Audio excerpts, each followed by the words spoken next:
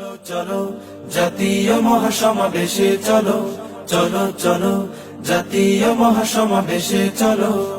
প্রয়োজনীয় রাষ্ট্র সংস্কার, গণহত্যার বিচার, সংখ্যানুপাতিক পিআর পদ্ধতিতে সুষ্ঠু ও নিরপেক্ষ নির্বাচনের দাবিতে দেশ ও ইসলাম বিরোধী সকল ষড়যন্ত্র ও চক্রান্তের প্রতিবাদে আসছে 28 জুন ঐতিহাসিক সোহরাওয়ার্দী উদ্যানে ইসলামী আন্দোলন বাংলাদেশের আমির পীর সাহেব চরমনায় ঘোষিত ঐতিহাসিক মহাসমাবেশ।